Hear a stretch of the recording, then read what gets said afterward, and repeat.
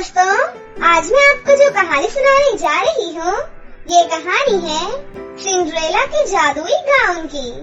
तो चलिए दोस्तों, देखते हैं आज की ये कहानी। बहुत समय पहले की बात है।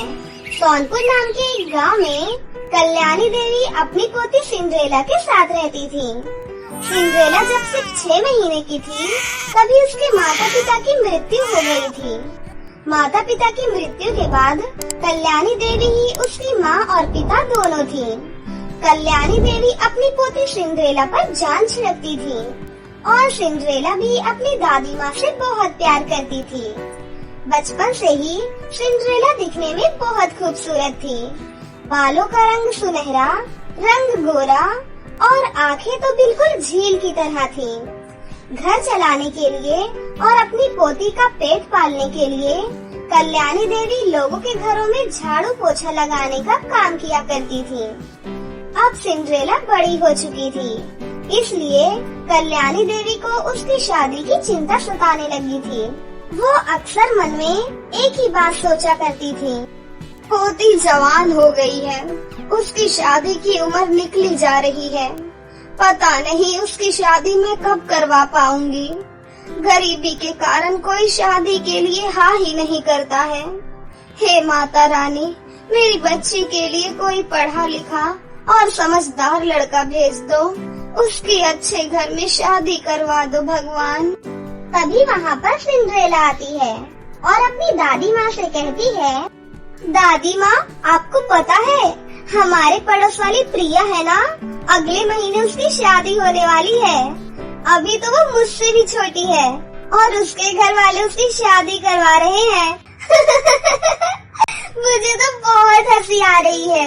बेटी, हर माँ बाप यही सोचते हैं कि वो अपने बच्चों के लिए एक अच्छा जीवन साथी ढूंढे ताकि बच्चे जिंदगी भर खुश रह सके। दादी माँ, क्या लड़कियों को शादी करना जरूरी होता है? उन्हें क्यों माँ बाप को छोड़कर दूसरे घर जाना पड़ता है? बेटी, ये तो दुनिया का दस्तूर है, इसे कोई नहीं बदल सकता। देखना, मैं भी तेरे लिए एक राजकुमार जैसा लड़का ढूंढूंगी। लेकिन दादी माँ, मैं आपको छोड़कर कहीं नहीं जाऊंगी, मैं आपके साथ ही रहना चाहती हूँ, इसीलिए मुझे शादी वादी नहीं करनी है। चुप कर, ऐसी बातें नहीं करते।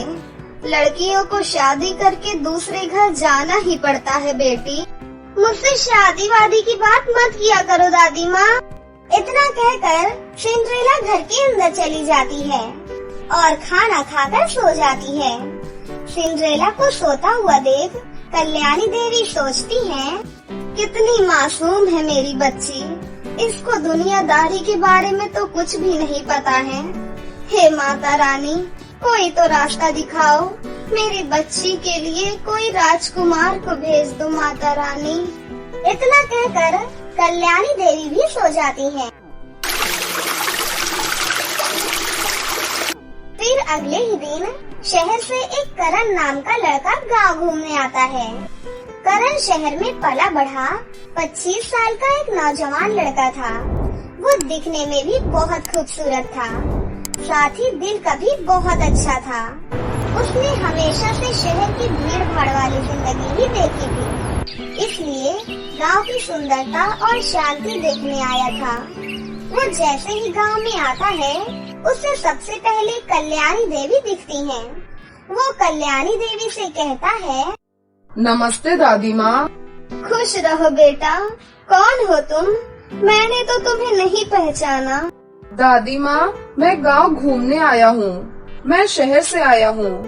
मैंने सुना था गांव बहुत खूबसूरत होता है, इसीलिए गांव घूमने आया हूँ। मुझे आपकी एक मदद चाहिए। कैसी मदद बेटा? मैं यहाँ किसी को नहीं जानता, क्या आप मेरे रहने और खाने का इंतजाम करवा सकती हैं? ये लो, कैसी बात कर दी तुमने। तुम तो हमारे मेहमान हो और मेहमान भगवान समान होता है। तुम मेरे साथ मेरे घर चलो। हमारे घर में वैसे भी मैं और मेरी पोती ही रहते हैं। तुम कुछ दिन रहोगे तो हमें बहुत अच्छा लगेगा बेटा। कल्याणी देवी करण को अपने घर लाती हैं। घर आते ही करण की नजर सिंड्रेला पर पड़ती है। वो सिंड्रेला को देखते रह जाता है। फिर कल्याणी देवी कहती है, बेटा ये मेरी पोती है, इसका नाम सिंड्रेला है। ये 22 साल की हो गई है, लेकिन दिमाग बिल्कुल बच्चों जैसा है। हर वक्त शरारत करते रहती है। अगर इसने तुम्हारे साथ कोई शरारत की तो बुरा मत मानना बेटा। अरे नहीं नहीं दादी माँ, मैं तो चाहता ही हूँ कि ये मेरे साथ शरारत करे। क्या कहा तुमने बेटा? अरे कुछ नहीं दादी माँ, चलिए आप मुझे मेरा कमरा दिखा दीजिए। कल्याणी देवी करण को एक रूम दे देती हैं और उसे खाट पर बिठाकर मिट्टी के कुल्हड़ में चाय देती हैं। क्या यहाँ सभी मिट्टी के बर्तन में चाय पीते हैं? तभी सिंड्रेला जवाब देती है, हाँ जी, और हाँ, यहाँ खाना चूल्हे पर बनाया जाता है और ज्यादा से ज्यादा प्रकृति की चीजों का इस्तेमाल किया जाता है। शहर की तरह यहाँ पर मॉडर्न चीजों का इस्तेमाल नहीं करते। बस इसीलिए तो मुझे गांव बहुत पसंद है। इसी तरह करण कल्याणी देवी के घर में ही रहने लगता है और सिंड्रेला उसे पूरा गांव घुमाती है। करण को सिंड्रेला का साथ बहुत अच्छा लगता है। कहीं न कहीं सिंड्रेला को भी करण का साथ बहुत अच्छा लगने लगता है। मन ही मन वो दोनों एक दूसरे से प्यार करने लगे थे, लेकिन दोनों में से किसी में भी इतनी हिम्मत नहीं थी कि वो अपने प्यार का इजहार कर सके। इसी तरह काफी समय बीत गया और करण की छुट्टियां खत्म हो गयी। सिंड्रेला, अब मुझे वापस शहर जाना होगा। गांव में इतने दिन कैसे बीत गए मुझे पता ही नहीं चला। मुझे जब भी समय मिलेगा मैं गांव आता रहूंगा। तुम मुझे मिस करोगी ना? हाँ, क्यों नहीं, तुम मेरे इतने अच्छे दोस्त बन गए हो।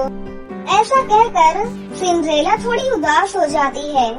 करण कल्याणी देवी के पैर छूता है और सिंड्रेला को दुखी मन से देखते हुए वहाँ से चला जाता है। करण के जाने के बाद सिंड्रेला शांत शांत रहने लगी थी। पहले वाली चंचल सिंड्रेला अब शांत रहा करती थी। एक दिन कल्याणी देवी सिंड्रेला से कहती है, क्या बात है मेरी बच्ची, तुम बदल कैसे गई? मेरी वो वाली सिंड्रेला कहाँ है जो हर वक्त शरारत करते रहती थी, बदमाशियाँ किया करती थी? दादी माँ, समय के साथ सब कुछ बदल जाता है, मैं भी बदल गई हूँ। इतना कहकर सिंड्रेला वहाँ से उठकर चली जाती है। एक दिन कल्याणी देवी के घर एक लेटर आता है। सिंड्रेला बेटी, जरा इसे पढ़ना तो, पता नहीं हमें किसने चिट्ठी भेजी है। सिंड्रेला लेटर पढ़ती है। वो लेटर करण का था। उसमें लिखा था कि अगले सोमवार को करण उन लोगों से मिलने आ रहा है। सिंड्रेला ये बात अपनी दादी माँ को बताती है। अब तो सिंड्रेला की खुशी का कोई ठिकाना ही नहीं था। वो बहुत खुश थी।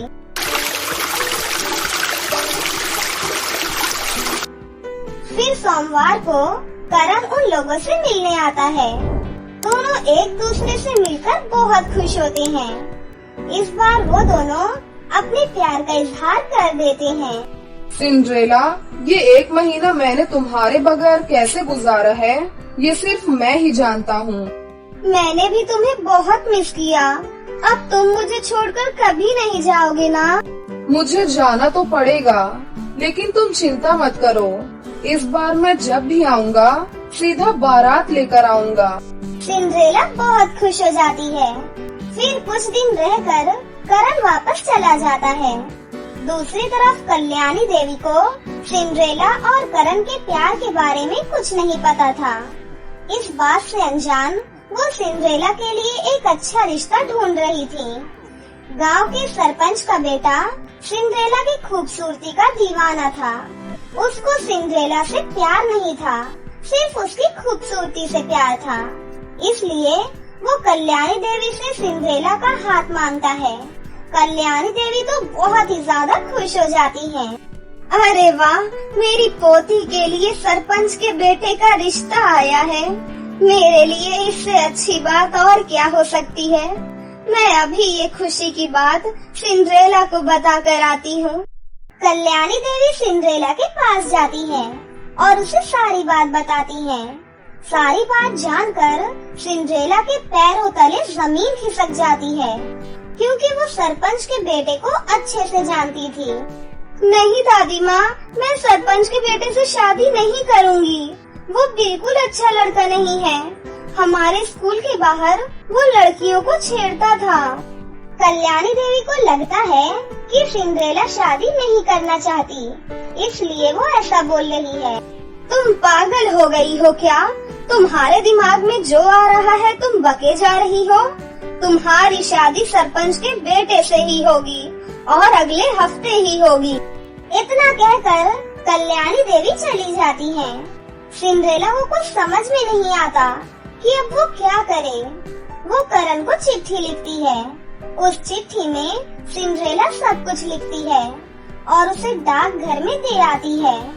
जब उसकी चिट्ठी करण तक पहुंचती है तो करण भी परेशान हो जाता है और बिना समय गवाए तुरंत गांव पहुंच जाता है और सिंड्रेला से कहता है, सिंड्रेला, मुझे लगता है हमें दादी माँ को सब कुछ बता देना चाहिए। लेकिन मुझे बहुत डर लग रहा है, कहीं दादी माँ कुछ गलत न समझ जाए।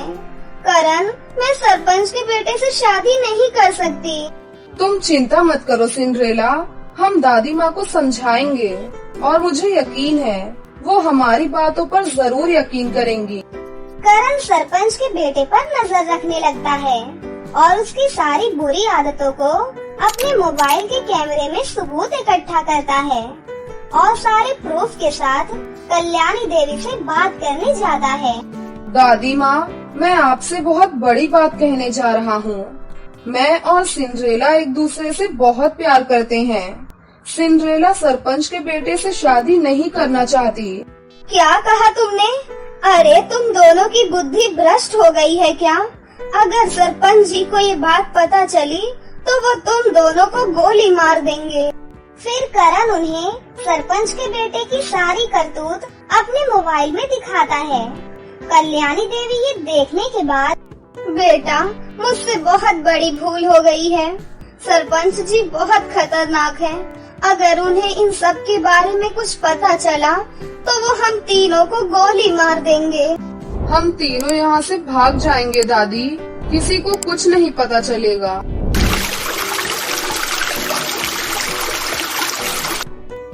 उसी रात करण, कल्याणी देवी और सिंड्रेला अपना सामान बांधकर भागने लगते हैं।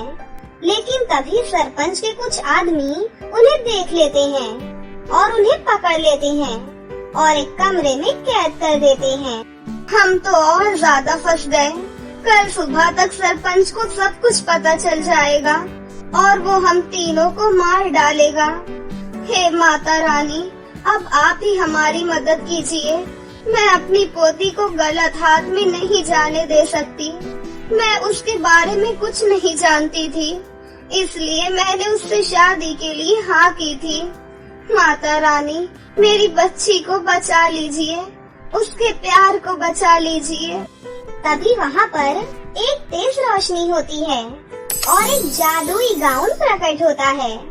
तभी उस गाउन से आवाज आती है, कल्याणी देवी, तुम चिंता मत करो। तुमने हमेशा माता रानी की पूजा की है। मुझे माता रानी ने ही भेजा है। मैं तुम तीनों को कुछ नहीं होने दूंगी। सिंड्रेला, तुम मुझे पहन लो। उसके बाद तुम एक जादुई लड़की में बदल जाओगी। फिर तुम जो चाहोगी, जैसा चाहोगी, वैसा ही होगा। फिर सिंड्रेला उस गाउन को पहन लेती है। गाउन के पहनते ही उसे एक शक्ति का एहसास होता है और वो कहती है, मैं चाहती हूँ हम तीनों यहाँ से बाहर निकल जाएं। सिंड्रेला के इतना कहते ही वो लोग उस कैद से बाहर निकल जाते हैं और सरपंच का खतरा उन पर से टल जाता है। फिर वो तीनों जादुई गाउन की मदद से सही सलामत शहर पहुँच जाते हैं। दादी माँ, आपका बहुत बहुत शुक्रिया। आपने हमें समझा। बेटा, मैं तुम्हें बहुत अच्छे से जानती हूँ। तुम मेरी पोती को बहुत खुश रखोगे। जीवन भर मेरी पोती का साथ देना बेटा। हाँ दादी माँ। उसके बाद कल्याणी देवी करण और सिंड्रेला की शादी करवा देती हैं। फिर वो तीनों शहर में ही अपना जीवन हंसी खुशी गुजारने लगते हैं। जयपुर नाम के एक गांव में नीलेश नाम का एक युवक अपनी पत्नी और 2 बेटियों के साथ रहता था। वो मजदूरी करके अपने बच्चों का पालन पोषण करता था। कुछ समय बाद उसकी पत्नी गर्भवती हो जाती है। अरे सुनो डार्लिंग, इस बार लड़का ही होना चाहिए। अगर लड़की हुई तो मैं उसे उठाकर नदी में फेंकाऊंगा, ठीक है ना? ये आप कैसी बातें कर रहे हो जी? लड़का लड़की पैदा करना क्या मेरे हाथ में है? ये सब तो ऊपर वाले की मर्जी से होता है। अरे बकवास बंद कर औरत। मैं क्या कोल्हू का बैल हूँ जो 24 घंटे काम करता रहूंगा? घर में मैं अकेला कमाने वाला हूँ और तुम तीनों खाने वाले हो। अगर एक और लड़की हुई तो मुझे उसे भी खिलाना पड़ेगा। आखिरी बार बोल रहा हूँ, अगर लड़की हुई तो मैं उसे घर में नहीं रखूंगा, समझी तू? गुस्से में नीलेश वहाँ से चला जाता है। इसी तरह काफी दिन बीत जाते हैं और उसकी पत्नी को एक बच्चा होता है। नीलेश खुशी खुशी अपनी पत्नी के पास जाता है। अरे वाह, मेरा बेटा हुआ है ना? नीलेश की पत्नी कुछ नहीं बोल पाती। मैं कुछ पूछ रहा हूँ, मुझे जवाब दो। माफ कीजिएगा, लेकिन इस बार भी बेटी हुई है। ये सुनकर नीलेश गुस्सा हो जाता है और लड़की को उठाकर वहाँ से चलने लगता है। रुक जाओ, मेरी बच्ची को मत ले जाओ, मैं आपके आगे हाथ जोड़ती हूँ। लेकिन उस पर किसी बात का कोई फर्क नहीं पड़ता। वो उसे गांव की पास वाली नदी पर ले जाता है। मुझे माफ कर देना बिटिया, मैं गरीब मजदूर हूँ। मैं तेरा ख्याल नहीं रख सकता, इसीलिए तेरा मर जाना ही सही है। इतना कहकर नीलेश बच्ची को नदी के किनारे छोड़ आता है। वो छोटी बच्ची जोर जोर से रोने लग जाती है। नदी के पास एक पेड़ के नीचे ब्रह्म राक्षस सो रहा था। उसके कानों में बच्चे के रोने की आवाज आ जाती है। कौन रो रहा है ये? कौन मेरी नींद खराब कर रहा है? मैं उसे जिंदा नहीं छोड़ूंगा। तभी वो देखता है कि नदी के किनारे एक छोटी सी बच्ची रो रही थी। अरे वाह, इतनी प्यारी मासूम बच्ची। लगता है इसका अभी अभी जन्म हुआ है। नया नया बच्चा खाना मुझे बहुत पसंद है। मैं इस बच्ची को खा जाऊंगा।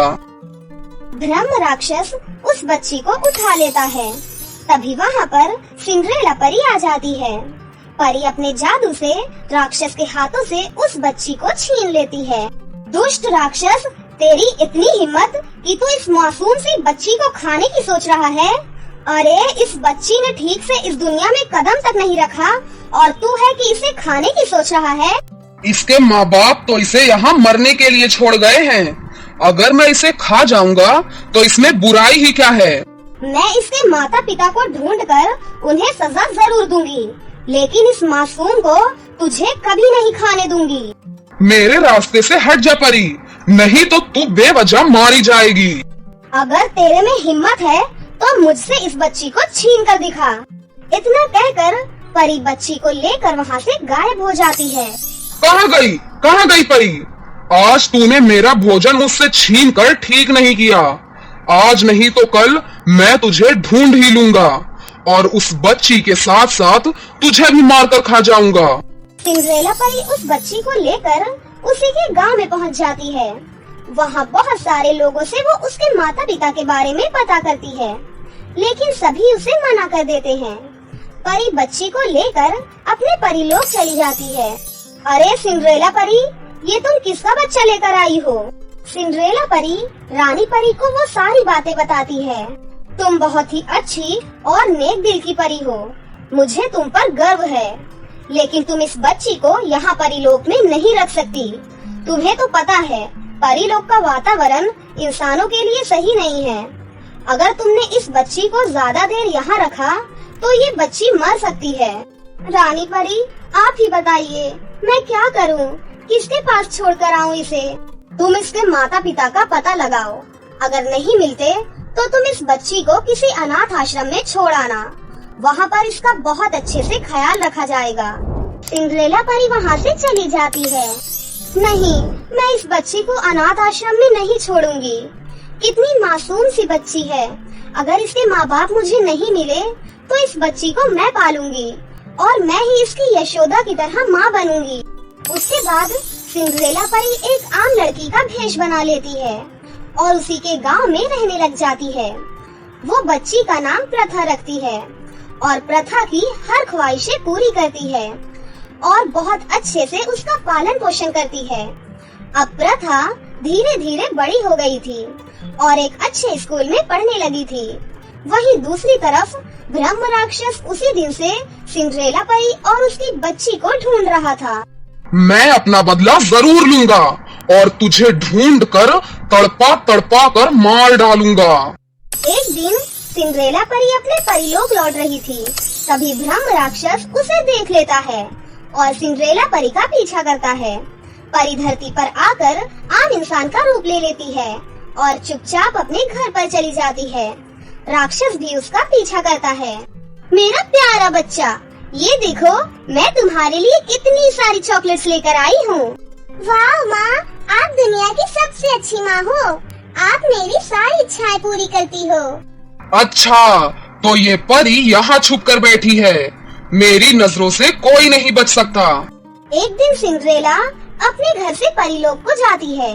तभी राक्षस परी को जाते हुए देख लेता है और सिंड्रेला का रूप बनाकर उसके घर में पहुंच जाता है। अरे बिटिया, तुम यहाँ क्या कर रही हो? आओ बेटा, मेरे साथ चलो, मैं तुम्हें घुमा कर लाती हूँ। प्रथा ये सुनकर बहुत खुश हो जाती है और राक्षस के साथ चल पड़ती है। कहाँ लेकर जा रही हो माँ? बस यहाँ पास में ही मेरी एक सहेली रहती है। मैं उससे मिलने जा रही थी तो सोचा तुम्हें भी ले चलूं। तभी राक्षस प्रथा को अपनी गुफा में ले जाता है और वहाँ जाकर अपने असली रूप में आ जाता है। प्रथा राक्षस को अपने सामने देखकर डर जाती है। आप कौन हैं? मुझे यहाँ क्यों लेकर आए हैं? मेरी माँ कहाँ है? तू चिंता मत कर, तेरी माँ को मैं यहाँ लेकर जरूर आऊंगा और तुम दोनों माँ बेटी को मार कर कच्चा खा जाऊंगा। उधर परी अपने घर पहुँच जाती है। प्रथा बिटिया, कहाँ हो बेटा? देखो मम्मा आ गई। तुम्हारे लिए इतने सारे खिलौने और चॉकलेट्स लेकर आई हूँ। कहाँ हो बेटा? लेकिन उसे प्रथा की कोई आवाज नहीं आती। परी बाहर आती है और अपनी बिटिया को इधर उधर ढूंढने लगती है। तभी वहाँ पर कुछ बच्चे आते हैं। आंटी, हम लोग खेल रहे थे तो हमने आपको और प्रथा को राक्षस की गुफा में जाते हुए देखा। सिंड्रेला परी के रूप में आ जाती है और गुस्से में राक्षस की गुफा के अंदर जाती है। आ गई तू, मुझे तेरा ही इंतजार था। इस गुफा में तू मेरा कुछ नहीं बिगाड़ सकती। यहाँ मेरी शक्ति ही काम करती है। परी राक्षस के ऊपर वार करती है, लेकिन वहाँ उसकी शक्ति बिल्कुल काम नहीं करती। वो राक्षस परी को भी बंदी बना लेता है। देख राक्षस, मेरी बच्ची को छोड़ दे, नहीं तो मैं तुझे जिंदा नहीं छोड़ूंगी। परी आँख बंद करके रानी परी को याद करती है और रानी परी को सारी बातें बताती है। राक्षस दोनों को मारने के लिए अपना चाकू निकाल लेता है। तभी वहाँ पर रानी परी आ जाती है और राक्षस पर एक पवित्र जल डालकर उसे जला देती है। राक्षस जलकर मर जाता है। रानी परी सिंड्रेला और प्रथा को आजाद कर देती है। फिर सिंड्रेला प्रथा को अपनी सारी बातें बताती है। तभी गुफा के बाहर गांव वाले भी पहुंच जाते हैं। सिंड्रेला की सारी बातें गांव वाले सुन लेते हैं। तभी वहाँ पर नीलेश आ जाता है। मुझे माफ कर दो, ये मेरी बिटिया है। गरीबी की वजह से मैंने इसे मरने के लिए नदी के किनारे छोड़ दिया था। मैं तुमसे विनती करती हूँ, मेरी बेटी मुझे वापस कर दो। मेरी असली माँ और पिता मेरी परी माँ है, जिसने मुझे बचाया और मुझे इतना बड़ा किया। मैं इनको छोड़कर कभी कहीं नहीं जाऊंगी। उसके बाद से प्रथा सिंड्रेला परी के साथ ही खुशी खुशी रहने लग जाती है।